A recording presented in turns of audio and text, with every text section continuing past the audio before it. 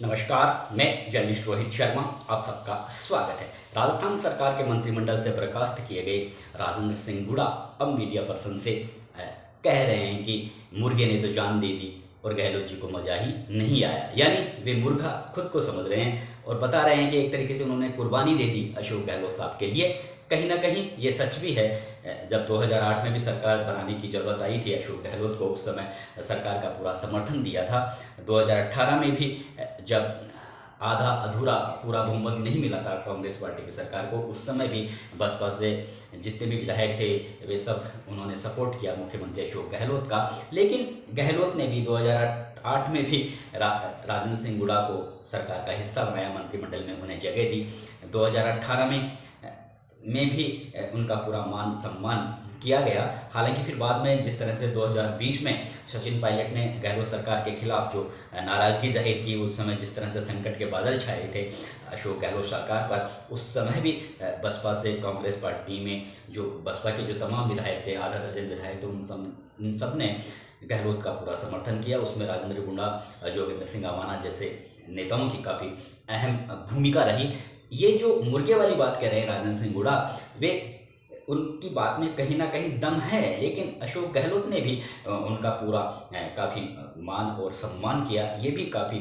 सत्यता है। लेकिन अब राजनीतिक हलकों में ये भी चर्चा है कि राजेंद्र सिंह हुड्डा अशोक गहलोत के लिए तो कह रहे हैं कि मुर्गे ने तो जान दे दी और उन्हें मजा ही नहीं आया। लेकिन अगर थोड़ा सा राजनीतिक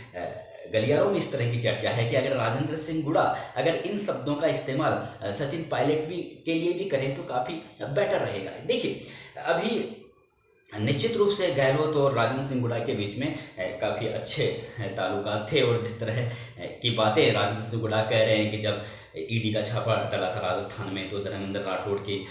यहाँ जो कोई लाल डायरी का जिक्र कर रहे हैं, उस डायरी को लाने का जिम्मा अशोक गहलोत ने राजेंद्र सिंह हुड्डा को ही दिया था। कहा था कि आप उस लाल डायरी को लाइए। ये सारी बातें राजेंद्र सिंह हुड्डा कह रहे हैं, मैं नहीं कह रहा हूँ। और फिर वे गए, सीआरपीएफ के जो जवान थे काफ़ी बड़ी संख्या में थे, उनके बीच में वे लाल डायरी लेके आए। इस तरह की बातें राजेंद्र सिंह हुड्डा कह रहे हैं। हालांकि लाल डायरी राजस्थान की राजनीति में काफ़ी अब आजकल चर्चा का विषय बन गई है। अब इस लाल डायरी के बारे में अशोक गहलोत को भी कहीं ना कहीं अपना पक्ष रखना चाहिए, क्योंकि ये लाल डायरी आने वाले चुनावों में भारतीय जनता पार्टी के लिए एक बहुत बड़ा हथियार साबित हो सकती है और भाजपा कांग्रेस पर जबरदस्त हमला बोल सकती है इस लाल डायरी के माध्यम से। खैर, अब जो राजेंद्र सिंह हुड्डा ने जिस तरह से कहा कि मुर्गे ने जान दे दी और गहलोत जी को मजा ही नहीं आया, तो अब कुछ लोग जो राजनीति की अच्छी समझ रखते हैं वे ये भी कहते हैं कि सचिन पायलट के लिए भी इन शब्दों का जरा राजेंद्र सिंह हुड्डा इस्तेमाल कर दें तो थोड़ा ठीक रहेगा। हालांकि अब राजेंद्र सिंह हुड्डा को भी समझ में आ गया है कि उन्होंने जिस तरह से 6-7 महीने से वे बराबर सचिन पायलट की लॉबिंग कर रहे थे और अशोक गहलोत पर पर्सनल हमला भी बोल रहे थे, सरकार पर भी हमला बोल रहे थे और सचिन पायलट की खुलकर पैरवी कर रहे थे। कह रहे थे कि राजस्थान में अगर सचिन पायलट को कांग्रेस पार्टी सीएम के चेहरे के रूप में आगे करेगी तभी कांग्रेस पार्टी की सरकार रिपीट हो सकती है। सचिन पायलट बहुत बड़ा चेहरा है, यानी वे बिल्कुल उन्होंने खुद को अशोक गहलोत से अलग कर लिया था। इस तरह की बातें, इस तरह के आरोप, इस तरह के भाषण उनके सार्वजनिक सभाओं में खूब हुआ करते थे और तालियां भी बजती थी, गड़गड़ाहट, तालियों की गड़गड़ाहट से वे जहाँ भी जाते थे इस तरह का जब वो भाषण देते थे तो लोग काफ़ी तालियां भी बजाया करते थे। और एक तरीके से वे सचिन पायलट के खेमे के इस विगत 5-6 महीने से प्रमुख एक सिपाही और वक्ता बन गए थे और बराबर पैरवी कर रहे थे। लेकिन अब उन्हें ये यकीन हो गया होगा, हालांकि अंदर से उनका दिल काफ़ी अब इस बात को लेकर वे परेशान भी होंगे कि उन्होंने कहीं ना कहीं सचिन पायलट की पैरवी करके भी कहीं ना कहीं उन्हें कुछ गलत उस समय डिसीजन लिया। देखिए, राजेंद्र सिंह हुड्डा बर्खास्त हो गए। राजेंद्र सिंह हुड्डा को पहले ये यकीन था कि निश्चित रूप से जिस तरह से सचिन पायलट सरकार के खिलाफ आवाज़ उठाए गए हैं, युवाओं के विषय को लेकर, आरपीएससी के विषय को लेकर, वसुंधरा राजे सरकार के कथित भ्रष्टाचार के घोटालों की जांच को मांग को लेकर, ये तमाम मुद्दों को लेकर जिस तरह से वे सड़कों पर आए हुए थे और बराबर अशोक गहलोत सरकार को आड़े हाथों ले रहे थे, तो उन्हें ऐसा लगने लगा था कि हो सकता है आने वाले दिनों में कांग्रेस हाईकमान सचिन पायलट को किसी बड़े चेहरे के रूप में जरूर राजस्थान में प्रस्तुत करेगी। इसलिए उन्होंने जो आगे की राजनीति के बारे में सोचा कांग्रेस पार्टी की राजनीति के बारे में, तो उन्होंने यही सोच लिया कि अब कहीं ना कहीं सचिन पायलट को कांग्रेस हाईकमान जरूर आगे करेगा। और शायद यही वजह रही कि वे अब उन्होंने खुद को अशोक गहलोत से थोड़ा अलग करना शुरू किया और उनका सचिन पायलट की ओर रुझान आ गया। लेकिन अब जिस तरह से राजेंद्र गुड़ा भी ये समझ गए हैं कि राजस्थान में अशोक गहलोत का अभी फिलहाल कोई तोड़ नहीं है और सचिन पायलट भले ही कांग्रेस पार्टी के चर्चित चेहरे हों, काफ़ी लोकप्रिय चेहरे हों, लेकिन कांग्रेस पार्टी के दिल्ली दरबार में जो रुतबा अशोक गहलोत का है वो सचिन पायलट का अब भी नहीं है। यानी दिल्ली में कांग्रेस पार्टी के तमाम सीनियर नेताओं में कुछ आचार्य प्रमोद कृष्णन जैसे कुछ इन्हीं गिने चुने लोग होंगे जो सचिन पायलट की पैरवी करते हों, अन्यथा वहाँ पर अशोक गहलोत की पैरवी करने वाले ज़्यादा हैं। उनमें मल्लिकार्जुन खड़गे भी हैं। जिस तरह से मल्लिकार्जुन खड़गे ने कहा कि अशोक गहलोत, ये सारी चीज़ें सचिन पायलट ने बोली है मीडिया को कि उन्हें जब मल्लिकार्जुन खड़गे से उनकी मुलाकात हुई तो खड़गे साहब ने उन्हें यह समझाने का प्रयास किया कि अशोक गहलोत कांग्रेस पार्टी के काफ़ी सीनियर नेता हैं, उन्होंने कांग्रेस पार्टी के लिए काफ़ी कुछ किया है और पूरे हिंदुस्तान में कांग्रेस पार्टी के टॉप गिने चुने नेताओं में उनका नाम आता है, इसलिए आप थोड़ा सा धैर्य रखिए। यानी तमाम गांधी परिवार में सोनिया गांधी अशोक गहलोत के काफ़ी नज़दीकी हैं, भरोसेमंद नेता मानती हैं, अभी भी मानती हैं। चाहे भले ही अशोक गहलोत की भी कुछ गतिविधियां जिस तरह से मल्लिकार्जुन खड़गे और जमाकर सोनिया गांधी का ही पैगाम लेकर आए थे राजस्थान में एक लाइन का प्रस्ताव पारित करवाने के लिए, और उसमें जिस तरह से समानांतर बैठक हुई थी शांति धारीवाल के आवास पर कांग्रेस पार्टी के नेताओं की, तो उस मामले को लेकर जिस तरह से शांति धारीवाल, महेश जोशी और धर्मेंद्र राठौड़ को नोटिस भी दिए गए थे, लेकिन नोटिस देने के बाद में इन तीनों नेताओं के खिलाफ किसी तरह की कोई कार्रवाई नहीं हुई। ये कार्रवाई क्यों नहीं हुई? यह अशोक गहलोत की वजह से ही नहीं हुई। और इसीलिए यानी कि दिल्ली में अशोक गहलोत का जबरदस्त रुतबा है। राजस्थान के साथ साथ दिल्ली में भी कांग्रेस हाईकमान उन्हें जो तमाम जो सीनियर नेता है, कांग्रेस हाईकमान नहीं और भी जो तमाम बड़े नेता हैं, उनके अशोक गहलोत काफ़ी उनमें छाए हुए हैं। और यही वजह है कि उन्हें सचिन पायलट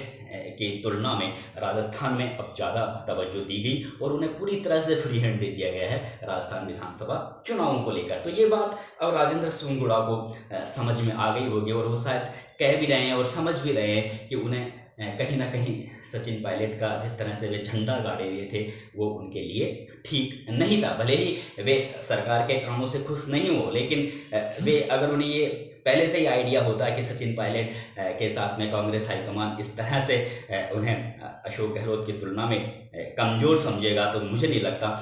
कि वे सचिन पायलट के साथ में जुड़ते। खैर, अब जिस तरह से राजेंद्र सिंह गुड़ा की विदाई हुई है, ये बिल्कुल तय है कि वे पहले भी लगातार अशोक गहलोत सरकार के खिलाफ उन्होंने खूब बोला, कई मुद्दों को लेकर अशोक गहलोत पर भी उन्होंने कई तरह की टीका टिप्पणी की, लेकिन इस तरह की टीका टिप्पणी वे सार्वजनिक सभाओं में किया करते थे। और सार्वजनिक सभाओं में दिव्या मदेरणा भी हैं और भी बहुत से जो कांग्रेस पार्टी के कुछ नेता हैं, वे बराबर सरकार की कुछ नीतियों के बारे में उन्होंने आलोचना भी की है। ये सब सार्वजनिक सभाओं में उन्होंने इस तरह की आलोचना की है। हालांकि दिव्या मदेरणा ने राजस्थान विधानसभा में भी राजस्थान सरकार के मंत्रियों के खिलाफ बोला है, उनकी नाराजगी जाहिर की है। हालांकि लेकिन उनकी नाराजगी उनके विधानसभा क्षेत्र में जो काम नहीं हो रहे थे उसके लिए शांति धारीवाल के प्रति नाराजगी थी, महेश जोशी के प्रति नाराजगी थी, और उन्होंने अपने विधानसभा क्षेत्र में जो काम नहीं हुए उसको लेकर उन्होंने नाराजगी जाहिर की। लेकिन अब जिस तरह से जो गुड़ा जो बोल रहे थे, उन जो गुड़ा के बयानों पर लगातार कांग्रेस हाईकमान की भी निगाहें थी और राजस्थान सरकार के जो कर्ता धर्ता थे उनकी भी निगाहें थी, प्रदेश कांग्रेस के जो रणनीतिकार हैं उनकी भी निगाहें थी, लेकिन वो बराबर बोल रहे थे। फिलहाल उन पर किसी भी तरह की कोई बिल्कुल एक तरीके से चुप था। और शायद जब राजस्थान विधानसभा में राजेंद्र सिंह गुड़ा ने जो बोला उस समय, हालांकि उन्होंने उस दिन कुछ ज़्यादा नहीं बोला था, उन्होंने यही बोला था कि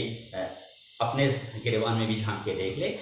जो महिलाओं के साथ जिस तरह से अत्याचार हो रहे हैं राजस्थान में भी, तो पहले थोड़ा अपना यहाँ भी मामले को थोड़ा सुधार ले, तो इस तरह की बातें बोल देते हैं। लेकिन वो सरकार के मंत्री थे, और अगर सरकार का कोई मंत्री बोलता है तो पूरी सरकार बोलती है, ये जरूर है राजस्थान विधानसभा में। तो एक अगर वे विधायक होते और विधायक होने के दौरान अगर इस तरह की बातें राजस्थान विधानसभा में बोलते तो शायद बुरा नहीं लगता कांग्रेस हाईकमान को भी, और राजस्थान सरकार के मुख्यमंत्री को भी, और तमाम जो राजस्थान सरकार के जो कर्ता धर्ता थे उनको ये बुरा नहीं लगता। लेकिन अभी वे मंत्रिमंडल का हिस्सा है, उसके बावजूद उन्होंने इस तरह की बातें कही, तब शायद जरूर सोच लिया मुख्यमंत्री अशोक गहलोत ने कि अब बहुत कुछ हो गया है। क्योंकि पहले से जिस तरह से वे बराबर हमला बोल रहे थे और एक तरीके से पायलट की वे पैरवी कर रहे थे, तो यहाँ पर जो ये पायलट की पैरवी वाला मसला भी बहुत बड़ा कारण बड़ा है राजेंद्र सिंह हुड्डा की इस बर्खास्तगी का। अन्यथा वे जिस तरह से बातें बोल रहे थे, जिस तरह की आलोचनाएं कर रहे थे, तो कांग्रेस हाईकमान पूरी तरह से शांत था। लेकिन अब चुनाव बिल्कुल नज़दीक हैं, इसलिए सोचा अब अगर कोई इसी तरह का सिलसिला नहीं रोका जाएगा और लगातार कोई बयानबाजी करता रहेगा तो पार्टी के लिए नुकसानदायक साबित हो सकता है। तो इसी तरह से आनन फानन में राजेंद्र सिंह हुड्डा को पार्टी से बर्खास्त करने का ये निर्णय लिया गया मुख्यमंत्री अशोक गहलोत की ओर से। तो मेरा जो वीडियो बनाने का मतलब यही था कि राजेंद्र सिंह हुड्डा अशोक गहलोत के लिए तो कह रहे हैं कि मुर्गे ने जान दे दी और गहलोत जी को मजा ही नहीं आया, लेकिन यहाँ पर सचिन पायलट के लिए भी उन्हें इन शब्दों का इस्तेमाल थोड़ा सा वे करेंगे। ये राजनीतिक हलकों में चर्चा है और वे शायद समझ रहे हैं, कहीं ना कहीं जरूर समझ रहे हैं कि उन्होंने सचिन पायलट की भी पैरवी करके कहीं ना कहीं कुछ गलत डिसीजन जरूर लिया है। क्योंकि उन्हें ये उम्मीद नहीं थी कि कांग्रेस के दिल्ली दरबार में अभी सचिन पायलट वो हैसियत नहीं रखते जितनी हैसियत अशोक गहलोत रखते हैं। शायद अब ये बात उनके जरूर समझ में आई होगी। तो अब ये जो पूरा घटनाक्रम हुआ राजेंद्र सिंह हुड्डा को जिस तरह से बर्खास्त किया गया है, उसके बाद में जरूर जो सचिन पायलट के जो खेमे के जो विधायक है उन्हें जरूर ये सोचने को विवश होना पड़ेगा कि अगर उन्होंने इसी तरह, हालांकि अब सचिन पायलट जिस तरह से सचिन पायलट ने अब बिल्कुल मौन साध लिया है, तो उनके जो समर्थक विधायक हैं वे भी बिल्कुल चुप बैठ गए हैं। क्योंकि चुनाव हैं, कईयों को अपनी टिकट की भी चिंता है और कई सचिन पायलट ग्रुप के नेता ये समझ भी चुके हैं कि जब तक राजस्थान में अशोक गहलोत है तब तक सचिन पायलट का राजस्थान कांग्रेस में एक तरीके से पांव टिकना काफ़ी मुश्किल है। ये बात शायद सचिन पायलट के समर्थकों को भी समझ में आ गई है। लेकिन अब अगर इसी तरह से पायलट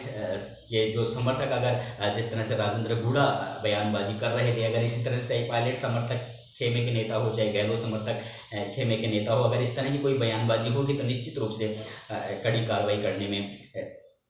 कांग्रेस पार्टी अब देर नहीं करेगी। क्योंकि यहाँ पर अब डोटासरा और गहलोत दोनों को पूरी तरह से फ्री हैंड दे दिया गया है। सचिन पायलट को उनकी भूमिका को काफ़ी अभी फिलहाल सीमित कर दिया गया है। और सचिन पायलट मुझे नहीं लगता कि अब वे चुनाव में भी मन से कोई एक तरीके से वे पूरे मन से उनके ठीक तरह से चुनाव प्रचार को अंजाम दे पाएंगे। हालांकि उन्हें पार्टी का राष्ट्रीय महासचिव बनाए जाने की चर्चा है, आने वाले दिनों में बना सकते हैं। अलग स्टेट, किसी दूसरे स्टेट की उन्हें बड़ी जिम्मेदारी दी जा सकती है। फिलहाल सचिन पायलट आगामी राजस्थान विधानसभा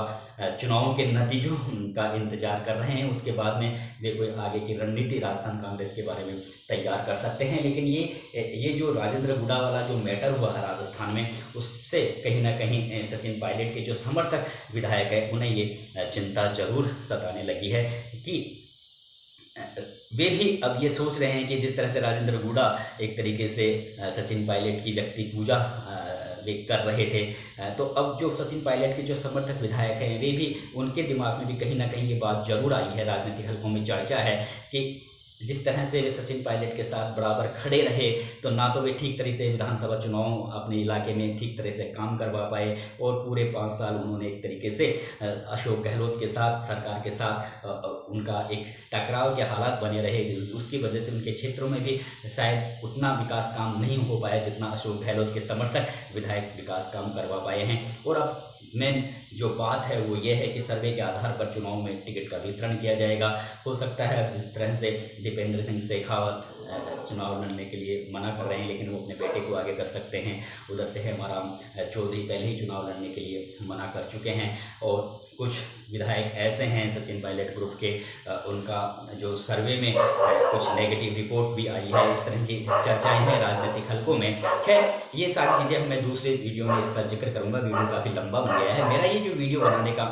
मतलब यही था कि अब सचिन पायलट के समर्थक विधायकों को भी ऐसा लगने लगा है कि उन्होंने कहीं ना कहीं, राजनीतिक हलकों में चर्चा है, उन्हें कहीं ना कहीं ये महसूस होने लगा है कि जिस तरह से वे सचिन पायलट का साथ देते रहे विगत 4-5 साल से, वे कहीं ना कहीं उनके पॉलिटिकल करियर को भी, फिलहाल तो कहीं ना कहीं उनके पॉलिटिकल करियर के लिए थोड़ा सा विपरीत असर जरूर पड़ा है। इसीलिए अब सचिन पायलट के साथ उन विधायकों की जुबान भी बंद हो गई है और वे अशोक गहलोत के साथ खुद को जोड़ने का प्रयास भी कर रहे हैं। लेकिन जो जुबान से जो तीर पहले निकल गए वे निकल गए, और जुबान से निकले हुए जो वैसा घाव शरीर का भर सकता है, लेकिन अगर जुबान से अगर कोई गलत शब्द किसी के लिए निकलते हैं तो वो ज़िंदगी भर नहीं भूल सकते। भले ही चाहे अशोक गहलोत ने सचिन पायलट के लिए बोला हो, चाहे तो वो शब्द को सचिन पायलट भी कभी नहीं भूल पा रहे। कहने का मतलब यही है, मेरा ये वीडियो बनाने का मतलब यही है कि सचिन पायलट के समर्थक विधायकों को भी जिस तरह से राजेंद्र गुड़ा के खिलाफ कार्रवाई हुई है, उस कार्रवाई से उन्हें ये लगने लगा है कि सचिन पायलट को अगर अपना राजनीतिक कद कांग्रेस पार्टी में आगे बढ़ाना है तो दिल्ली में भी उनको अपना वर्चस्व दिखाना होगा। हालांकि अभी उनकी उम्र काफ़ी कम है, क्योंकि दिल्ली में उनकी पैरवी करने वाले बहुत कम नेता हैं। भले ही वे कांग्रेस पार्टी के काफ़ी पॉपुलर और चर्चित चेहरे हों, कांग्रेस पार्टी में पब्लिक, देश भर की पब्लिक में उनका अच्छा जनाधार हो, लेकिन जनाधार होना अलग बात है और कांग्रेस पार्टी में हैसियत रखना, किसी पार्टी में हैसियत रखना अलग बात है। और जो हैसियत अशोक गहलोत ने अभी कांग्रेस पार्टी में बनाई हुई है, आप सब ने देखा होगा कि वे अपने प्रभाव की वजह से हर काम दिल्ली दरबार से, पार्टी के दिल्ली दरबार से करवाने में माहिर रहे हैं। और यही वजह है कि अब जो सचिन पायलट के जो समर्थक विधायक हैं, वे कहीं ना कहीं उन्हें इस बात का जरूर वे अफसोस हो रहा है कि 4-5 साल से वे जिस तन मन से सचिन पायलट के साथ लगे हुए थे, अब सचिन पायलट भी फिलहाल तो उनके पॉलिटिकल कैरियर को फिलहाल अभी पूरी तरह से सुरक्षा नहीं दे सकते। नमस्कार दोस्तों।